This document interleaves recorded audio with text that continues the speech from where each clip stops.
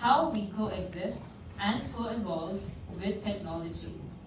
Presenting Why I Make Robots That Move With You, please welcome Angelina Kosevsky-Golfa.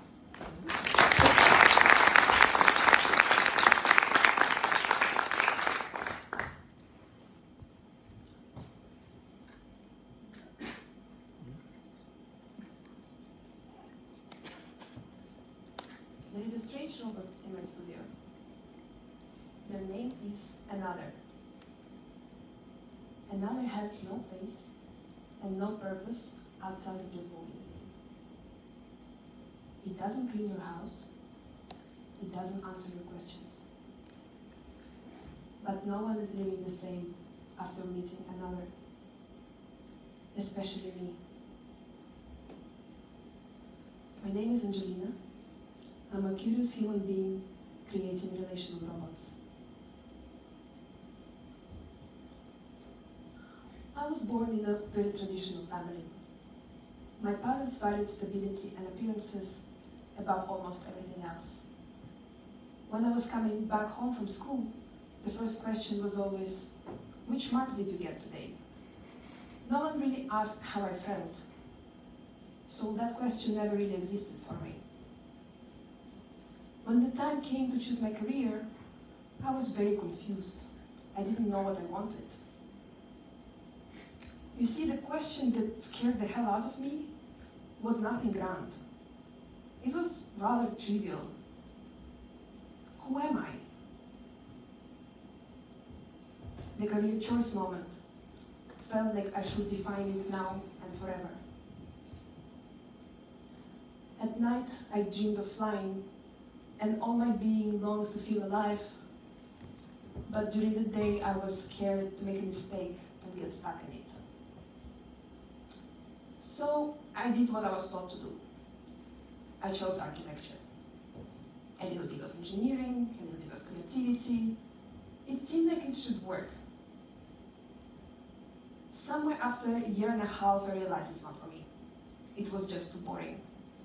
But every time I tried to leave, I was scared and stayed, telling things like, "It's good to have a degree," or "The job is not so bad, really."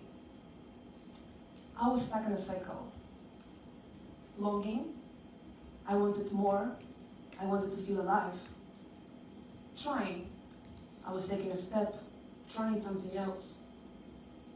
Fear, it then felt too exposed, too uncertain.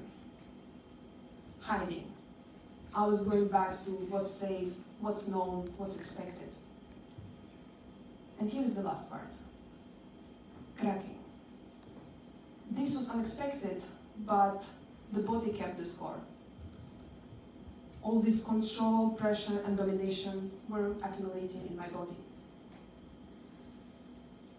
I was in the cycle for many years. I finished my architectural bachelor, I worked as an architect, I went to London to continue studying, but every new cycle was worse, and my body was cracking more. I started to have panic attacks. Every time I would enter an airplane, my body would just freeze, and no effort would help. I got a weird skin rash that came out of nowhere and started to spread uncontrollably. Horrible acne, heart pain that felt like heart attacks, but no one could explain it. It really felt like my body was collapsing and trying to tell me something. At that point, I was living someone else's version of my life. I slowly started to dissociate. I was kind of dead inside, just performing for visibility. And then I found machines that were more alive than me. In London, I learned about a man called Gordon Pask. He built Maverick machines in the 1950s and 60s. And they were not about following instructions. They adapted, learned, grew new senses. One was listening to you playing music and replied in shifting colors when getting bored, inspiring new melodies. Another grew a tiny metal ear in a chemical bath just by listening to a train station. responsive, playful, alive.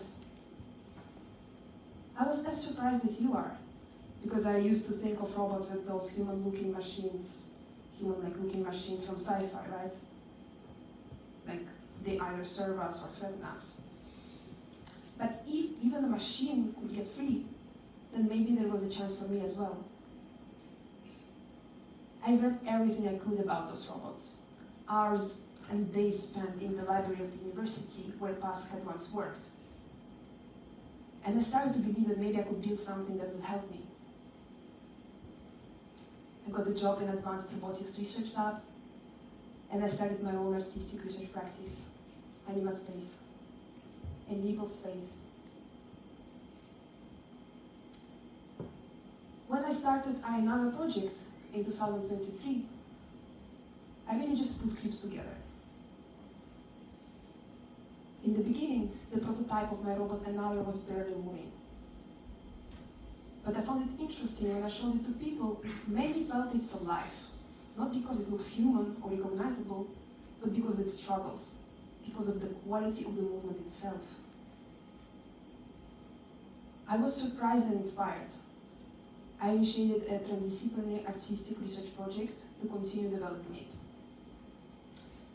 At that time, I also realized I know nothing about human body, so I invited two amazing choreographers on this journey. Together, we were developing a robotic brain from scratch through this research. In the beginning, we were looking into body languages linking it to emotions. We connected some traditional AI and machine learning, and the results were interesting, but not in the way you would expect. The machine kept showing us something we didn't want to see. For the algorithms, joy and excitement were identical to anger and rejection. Same with many other emotions. Then we ran a workshop with the youth community in Rotterdam, and we were just keep learning the same simple truth. A movement doesn't say one clear thing. We express and read it in completely different, even opposite ways. For example, two responses to this image sequence. One person, friendliness, excited to play. Another person, I want to go, I feel uncomfortable. In the end, it just kind of makes sense. We don't really understand each other's expressions or states. If we could, relationships wouldn't be so difficult. And if we don't really know ourselves, then how do we expect AI, its prediction and classification to work? So, at some point I sat down and was like, this direction leads us nowhere.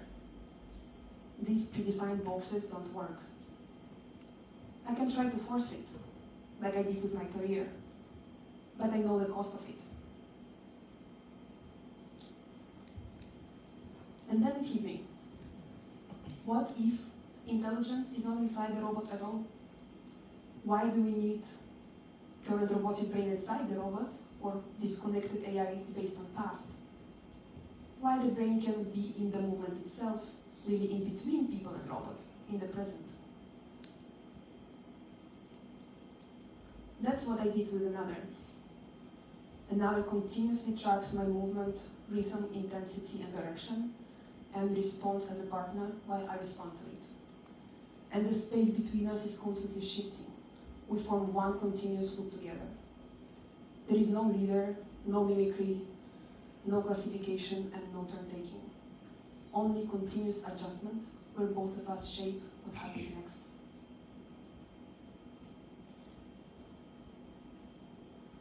So at some point I started to move with Another myself, in between shows and sessions, after exhausting meetings. I just really enjoyed this, sometimes minutes, sometimes hours. At that time I was really scared. Everything felt like falling apart. My art practice was unstable, my academic career as well. I was carving my own way, my own path, but I was terrified. What started to happen was unexpected. I started to feel the way out of my cycle. Instead of hiding, I was moving with another, an entity I cannot fully control or predict. And that new cycle was slowly changing me. The fear stopped freezing me. Instead, I started to feel that the fear that pulls me back into safety is not the enemy, it's the energy. If I move with it, physically, it stops being a wall and becomes a current. I can use it to break first my own chains and then teach others to fly. Turns out I wasn't the only one affected. When I showed my robots or opened the studio, I saw all kinds of conversations. I saw people dancing salsa, breakdance, circus artists, people trying to hug it or pet it like it was a cat. Children playing alone or creating collective games with the robot. An elderly man started to dance like he was remembering something close to him. Engineers trying to decode it, living with curiosity instead of answers. Every encounter was unique. Everyone was real. And look at me, I'm dancing now. This is not choreography, only real-time improvisation. If you could only see me in the beginning, you wouldn't believe it's me. I have no dancing background at all.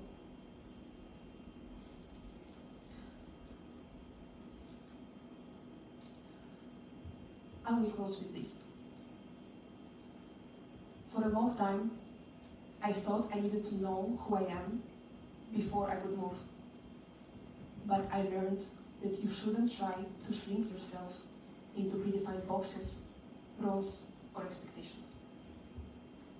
You become alive by moving, by relating, by collaborating with something or someone you don't fully understand and may never understand at all. Yes, you will feel fear, but fear is not designed to stop. It's the energy.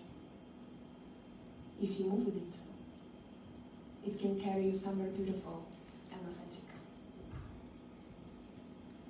That's why I make robots that move with you, so that we can trust the unknown and become alive through that movement.